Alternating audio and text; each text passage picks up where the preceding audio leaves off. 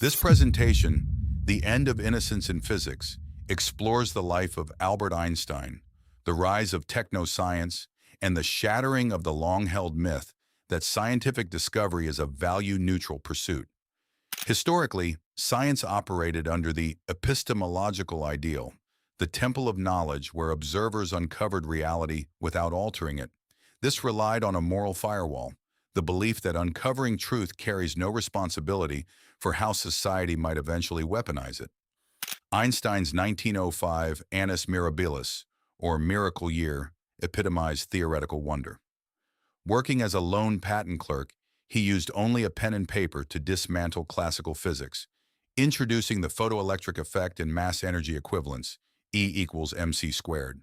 After a 1919 eclipse confirmed his general theory of relativity, Einstein became a global celebrity.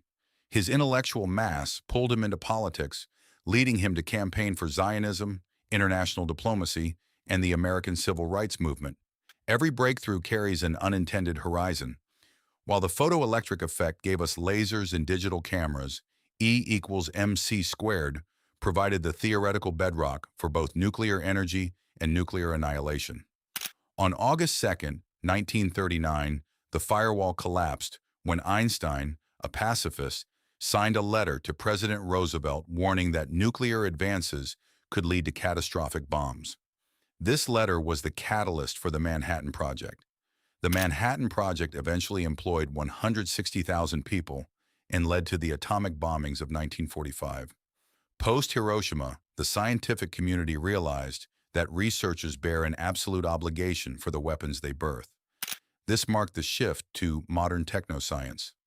Science was no longer an isolated pursuit of wonder.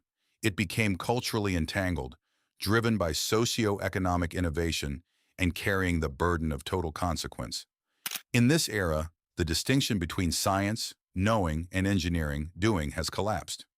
A feedback loop now connects discovery to applied technology and commercial power, which in turn directs future R&D funding. Scientists now navigate an ethical threat matrix.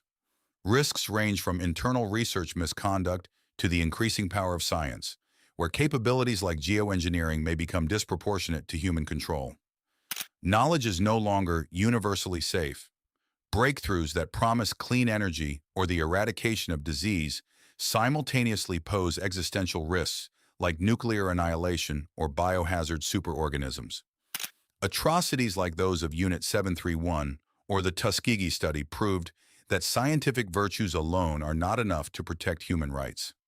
This realization forced the creation of the Nuremberg Code to ensure human rights always supersede data acquisition. As private investment increasingly dictates the frontier of knowledge, a market blind spot emerges. Research naturally gravitates toward the diseases of the wealthy, leaving the afflictions of the global poor chronically underfunded. Science moves at the speed of discovery, while law moves at the speed of bureaucracy. This ethical void is where controversies over human cloning and climate intervention ignite, demanding choices where the right path is often undefined. Near death, Einstein called signing the Roosevelt letter his one great mistake. His legacy teaches us that the firewall is permanently broken. Ethical reflection is now an inescapable, final step of the scientific method. Keep learning, stay focused, and I catch you to the next explainer.